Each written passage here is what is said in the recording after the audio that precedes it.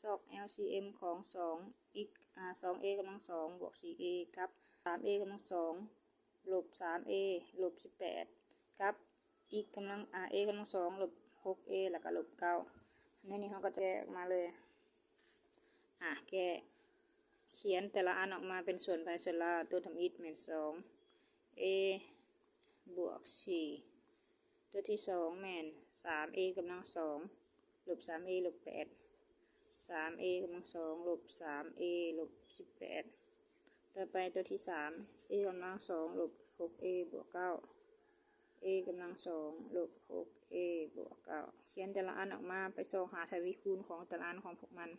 คือในนี้เนาะมันมี 2a กำลัง2บวกให้ 4a แต่ละอันมันหาร 2a ได้เบิด2แปลว่าเราจะดึง 2a เนี่ยออกมาใครวงเล็บตัวนี้ดึง 2a ออกไปแล้วมันจะเหลือ a 1ตัวเนาะพอคูณเขาจะเป็นตัวนี้ส่วนตัวนี้มันมี 4a เขาดึง 2a ออกมาแล้วแสดงว่าตัวที่เหลือก็จะเหลือแต่2ถ้าคูณเขาจะกลายเป็นตัวต่างหากขึ้นเก่าตัวที่3มันเป็นเลข3ตัวเนาะแต่ละอันหาร3ได้ฮะจะดึง3มาก่อนตัวที่เหลือจะเป็นอย่าง a ลบ a กำลัง2ลบ a แล้วก็เป็นอย่างดึง3ออกไปจะเหลืออยู่6เนาะจะเป็นแบบนี้แต่เห็นว่าเลขในวงเล็บตัวนี้สามารถแยกได้อีกเนาะส่วน3ตัวนี้ไม่ได้แยกแล้วดึงออกมาไว้ที่เก่าเขียนออกมาเป็น2วงเล็บถามว่าเลขมี3ตัวแบบนี้เนาะอันเป็น a ก็เขียน a กับ a ทางหลังเป็นเลขลบเนาะแม่นแยกออกมาเป็นลบ1อันเป็นบวก1อัน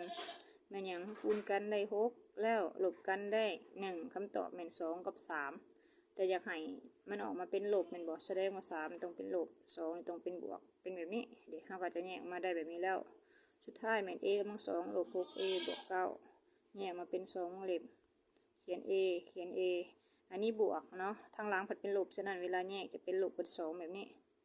ทางหลังเป็นลบทางกลางเป็นบวกแยกออกมาเป็นลบเป็น2อันแบบนี้แม่นยังคูณกันได้9บวกกันได้6คำตอบก็เป็น3กับ3แบบนี้เนาะจากนั้นแล้วเรามาเขียนว่า LCM ของคำถามข้อนี้เท่ากับอย่างอันนี้สักคู่แทนมัดนี่เป็น a ใหญ่เนาะแทนนี่มัด a ใหญ่เนาะมัดนี่เป็น a ใหญ่มันจึงบริเขียนซ้ำคืนเบิดนี่ทวีคูณของมันเป็นยังให้มาเบิ่งผลคูณที่มันคือกันผลคูณที่มันคือกันเป็นยังนี่2 a บวก2ตัวนี้ก็มี a บวก2เนาะเราก็เขียนออกมาตัวคือกัน a บวก2แบบนี้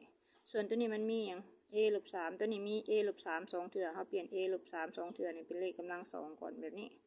เราจะเห็นว่า a ลบ3มีกำลัง2ใหญ่กว่าตัวนี้เนาะเราก็เขียนออกมาว่า a ลบ3กำลัง2แบบนี้ส่วนตัวเลขอื่นที่มันบ่คือกันมีเลขอย่างตัวนี้มันมีเลข3ตัวนี้มี 2a เราก็เอา2อันนี้มาคูณกันเลยกลายเป็น 6a เราเขียน 6a อยู่ข้างหน้าฉะนั้นผลคูณรวมกันของเลขของนี่แมนผลออกแมนตัวนี้เลย